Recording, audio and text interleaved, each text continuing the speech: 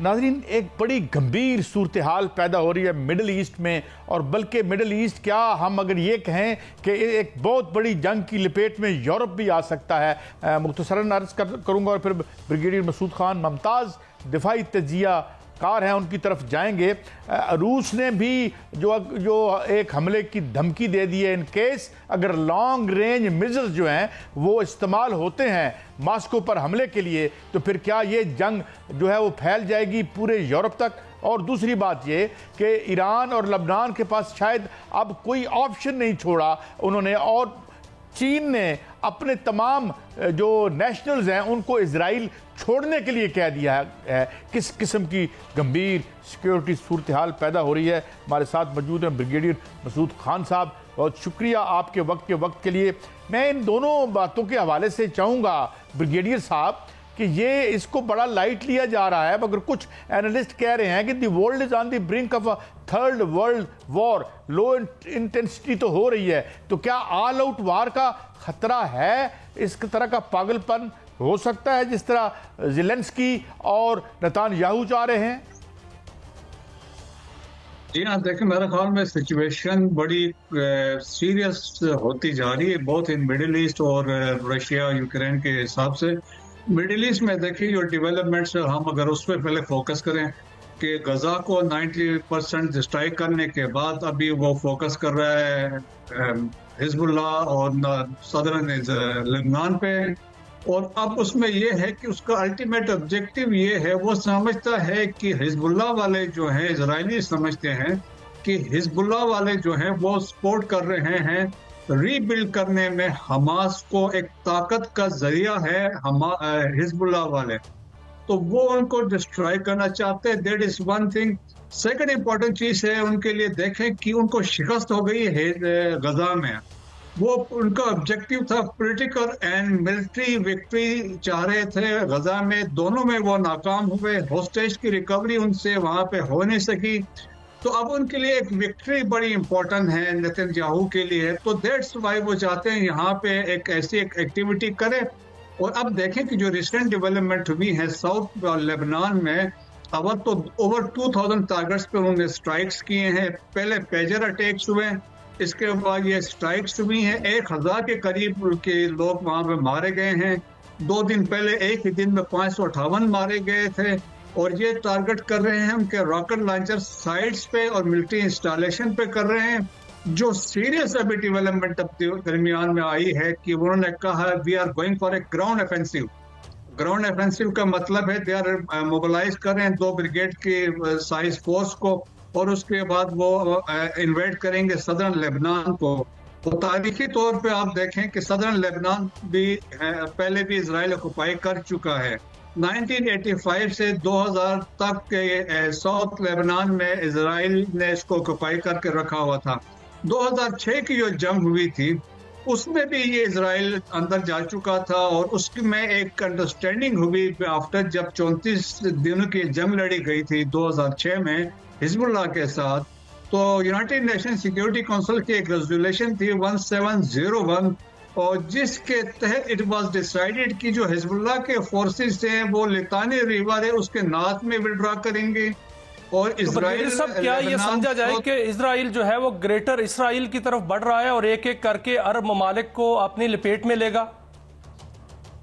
जी हाँ, बिल्कुल। देखें, एक ये भी सोच है, अब एक ये भी सोच है, क्योंकि देखें कि जब उन्होंने हमास पे ये बमबारी कर रहे थे और जिनको ये पुश करके लेके गए थे साउथ में खान यूनुस में, और सब्सिक्वेंटली इनका एम यही था कि इनको वो चाहते थे गजा का बॉर्डर खोल दिया जाए, इन तमाम लोगों को सेनाई में भेजा जाए और वो गजा को ऑक्युपाई करे। That was one. सेकंड, यहाँ पे आप देखें कि सदर्न लेबनान में जो मैं ये कहना चाह रहा था, जो 1701 की रेजोल्यूशन है कि वो लितानी रिवर जो है वो 25 किलोमीटर इनसाइड लेबनान है, साउथ लेबनान में, तो वो ये चाह रहा है कि मैं अब बफर जोन क्रिएट करूंगा, we will go 25 kilometre inside. तो 25 किलोमीटर आप समझ लें कि जब अंदर जाके साउथ को ये ऑक्युपाई करेंगे तो वो एरिया भी इनमें आ जाएगा। गोलान हाइट्स पहले से इनके पास है, तो एक यकीनन लोग ये भी सोच रहे हैं कि एक ग्रेटर इजराइल वाला कंसेप्ट इनमें है। अच्छा ब्रिगेडियर साहब, मैं एक और एंगल से आपसे पूछना चाहता हूं, एक रैग टैग जैसे टैग आर्मी कहते हैं हमास की, वो उसको तो फतह कर नहीं सके।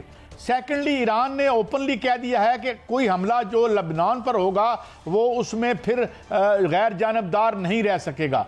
तो क्या इज इट भी पॉसिबल होगा इन आबादियों को गोरिल्ला वारफेयर शुरू हो जाएगी, धमाके और पूरा रीजन हिल जाएगा? बिल्कुल ऐसा है काजी साहब। देखें, हिजबुल्लाह ने तो वेलकम किया, उन्होंने कहा कि हम तो चाहते हैं ये ग्राउंड फोर्सेस लेके आए, और आपकी बात सही है। देखें, गोरिल्ला वारफेयर और अपने इलाके में लड़ना, जो वो जमीन को समझते हैं, टेरेन को समझते हैं, तो हिजबुल्लाह वाले बेहतर पोजीशन में होंगे। फिर आप ये भी देख लें कि जो सुपर पावर्स हैं, चाहे अमेरिका है या इजराइल है, ये तो टेक्नोलॉजी पर डिपेंड है, जहाज का इस्तेमाल करते हैं, फायर पावर का इस्तेमाल करते हैं, इनकी कैपेबिलिटी इतनी ग्राउंड को होल्ड करना। तो मेरा ख्याल में इनके लिए बड़े नुकसानदेह, it can prove to be disasters for Israel as well.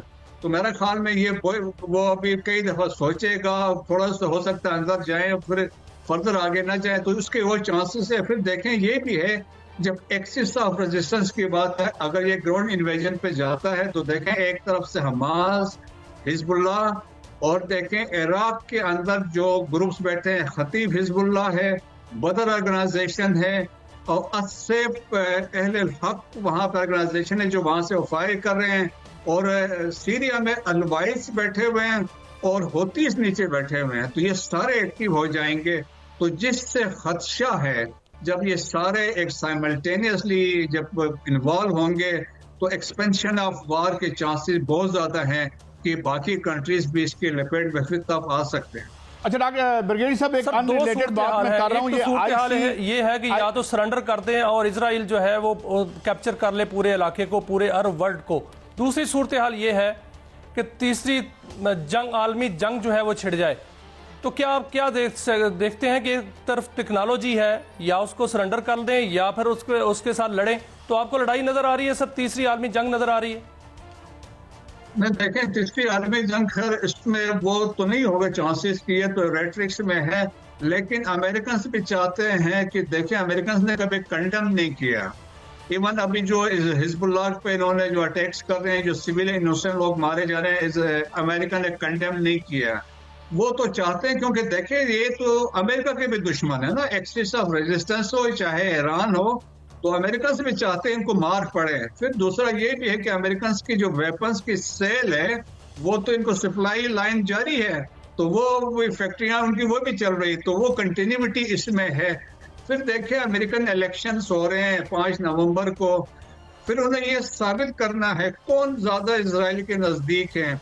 आपने बाइडेन के स्टेटमेंट देखे, कमाला हैरिस की भी स्टेटमेंट देखे, और इसके बाद ट्रंप की भी देखे, सब इजराइल को सपोर्ट कर रहे हैं, वो ज्यूइश लॉबी को खुश करने के लिए। सो एक किस्म की नेशनल इंटरेस्ट की गेम इसमें आई हुई है। ब्रिगेडियर साहब, एक और अहम बात जो एक आपने बहुत बड़ी खबर दी थी मेरे पिछले प्रोग्राम में, वो ये थी कि वो जो एक हाइपरसोनिक मिसाइल इस्तेमाल किया हौसीज ने, या हौतीज जिसे हम कहते हैं, और उसका नाम नहीं लिया गया। और सेकेंडली पुतिन ने कह दिया कि वो तमाम ईरानियन प्रॉक्सीज को will arm them to the teeth, ताकि वो इधर प्रेशर उसका कम हो सके। तो ये कहानी कहां तक पहुंची है? क्या रशिया असला सप्लाई कर रहा है टेसिटली या ओपनली इन प्रॉक्सीज को? ये जी लेटेस्ट जो है, ये आज की खबर है, बल्कि मेरे ख्याल में ये चंद घंटे पहले की खबर थी कि एक सीक्रेट डील साइन की है बिटवीन ईरान और रशिया ने, और वो हौतीस को एंटी सबमरीन जो मिसाइल्स और दूसरे शिप्स को स्ट्राइक करने के मिसाइल्स की एग्रीमेंट अंडरस्टैंडिंग इनकी हो गई है, वो इनको सप्लाई कर रहे हैं।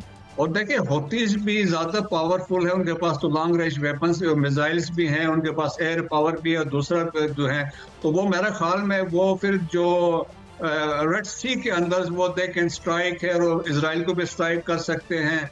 और फिर देखिए, मेरे ख्याल में कि एक सिचुएशन जिस तरीके से, और फिर हिजबुल्लाह देखिए ना, हिजबुल्लाह ने तो अपनी ताकत अभी तक रिवील नहीं की है। उनके पास तकरीबन 2 लाख के करीब मिसाइल हैं, 1.5 लाख के करीब उनकी आर्मी है। तो मेरे ख्याल में ये आसान नहीं है। और जिस तरह आपने कहा ना कि हमास वाले तो रेड टेक मलेशिया थे, ये बहुत ज्यादा ऑर्गेनाइज्ड हैं। बहुत शुक्रिया ब्रिगेडियर मसूद खान साहब।